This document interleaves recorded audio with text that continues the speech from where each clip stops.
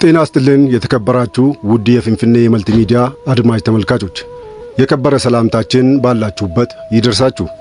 ፍንፍኔ መልቲሚዲያ በዚህ ዝግጅቱ ስለ አንድ ወጣት የታሪክ መምህርትና ተመራማሪ የህይወት ታሪክ የሚዳስስ ዝግጅት አሰናድቷል። እንደሚከተለው ወደ እናንተ እናቀርባለን። እስከ ፍጻሜው አብራችሁን ቆዩ።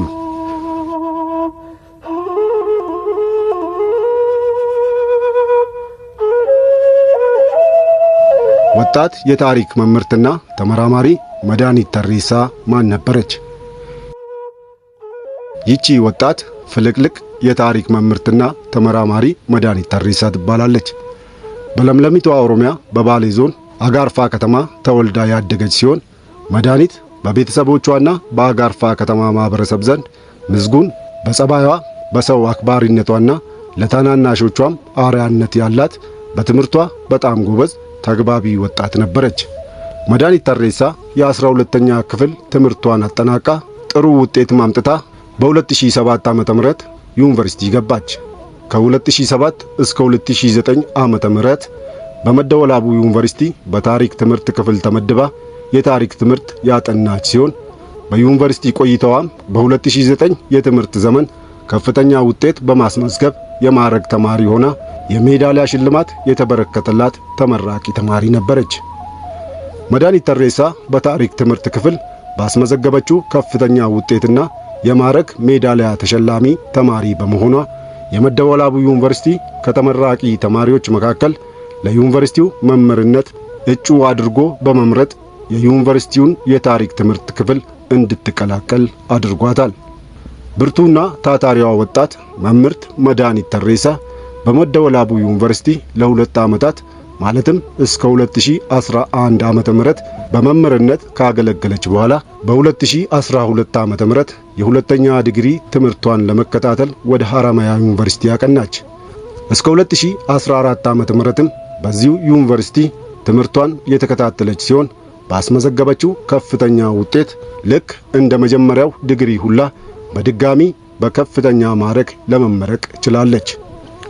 መድኃኒት ተሬሳ ከሐረማያ ዩኒቨርሲቲ የስኬታማ ትምህርትና ጥናቷ በኋላ ወደ መደወላቡ ዩኒቨርሲቲ በመመለስ መደበኛ የማስተማር ስራዋን ቀጠለች።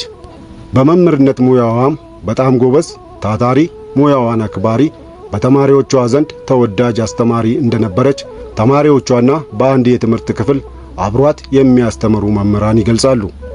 ብርቱና ታታሪ፣ ሩቅ አሳቢ ነገር ግን ቅርብ አዳሪዋ ወጣት መምህርት መድኃኒት ተሬሳ ህልሟ፣ ዓላማዋ፣ ራዕይዋ ሰፊ እንደነበር በቅርብ የሚያውቋት ይናገራሉ። ለአብነትም በቅርቡ ትዳር የመመስረትና የፒኤችዲ ትምህርቷን ለመቀጠል ህልምና እቅድ ነበራት። ይቺ ብርቱ ባለራዕይዋ ወጣት የታሪክ መምህርትና ተመራማሪ መድኃኒት ተሬሳ በኦሮሞ ህዝብ ታሪክ፣ ባህል፣ ማንነትና እሴት ላይ ሰፊና ጥልቀት ያላቸው ጥናቶችን ማዘጋጀቷም ይነገራል። በተለይም በታሪክ ውስጥ በፍንፍኔና አካባቢው ይኖር በነበረውና በሚኖረው የኦሮሞ ህዝብ ላይ ላለፉት 200 ዓመታት የተፈጸመውንና ይደርስ ስለነበረው ግፍ፣ መፈናቀል፣ ባርነት፣ መከራ፣ ስቃይና መሰል ሁኔታዎች ዙሪያ ጠለቅ ያሉ ጥናቶችን በማካሄድ የግፍ ታሪኩን በፊልም መልክ ሰንዳ በማዘጋጀት ከተመልካቾች ዘንዳ ለማድረስ ድርሰቱን ማዘጋጀቷን፣ ድርሰቱንም ለኦሮሚያ ባህልና ቱሪዝም ለተለያዩ የመንግስት አካላት በሙያው ውስጥ ካሉ ባለሙያዎችና ግለሰቦች ጋር በመነጋገር ዓላማዋን የማስተዋወቅ ሥራዎችን ጀምራ እንደነበረም ይነገራል። ይህ በእንዲህ እንዳለም መምህርትና የታሪክ ተመራማሪዋ መድኃኒት ተሬሳ በቅርቡ ደግሞ አብሮ አደግ ጓደኞቿን፣ በዩኒቨርሲቲ ቆይታዋ ያፈራቻቸውን ጓደኞቿን እንዲሁም ሌሎች ግለሰቦችን በማነጋገርና በማሰባሰብ በባሌና በአካባቢው ያለውን ማህበራዊና ኢኮኖሚያዊ ችግሮችን በመለየት መፍትሄው ላይ አተኩሮ የሚሰራ የበጎ አድራጎት ድርጅት በማቋቋም ህጋዊ ሰውነት እንዲኖረው ድርጅቱን ለማስመዝገብ እንቅስቃሴ ላይ ነበረች።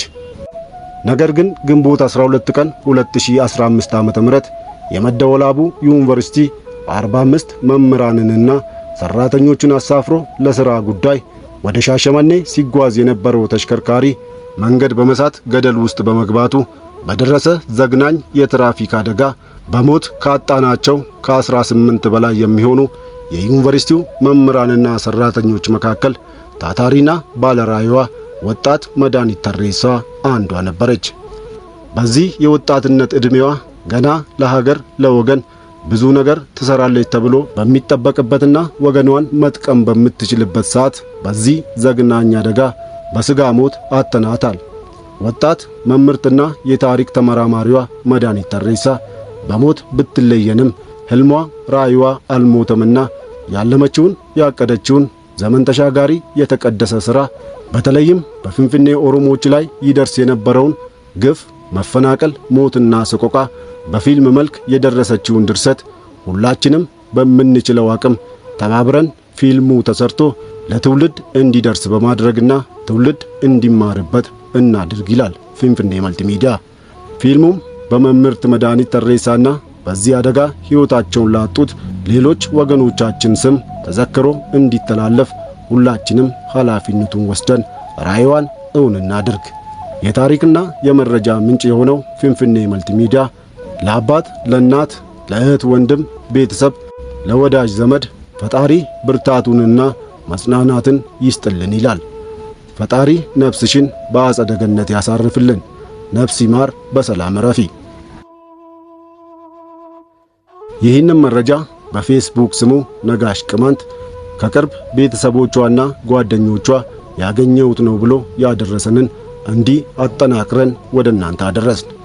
ፍንፍኔ መልቲሚዲያም ለመረጃው ነጋሽ ቅማንትን በአድማጭ ተመልካቾቹ ስም ከፍ ያለ ልባዊ ምስጋና ያቀርባል። እንግዲህ ውድ የፍንፍኔ መልቲሚዲያ አድማጭ ተመልካቾች ይህንን አሳዛኝ ልብ ሰባሪ ታሪክ እንዲህ ወደ እናንተ አደረስን። ስለተከታተላችሁን ከልብ እናመሰግናለን። የፍንፍኔ መልቲሚዲያን የዩቲዩብ ቻናል ላይክ፣ ሼር፣ ሰብስክራይብ ያድርጉ። ፍንፍኔ መልቲሚዲያ የታሪክና የመረጃ ምንጭ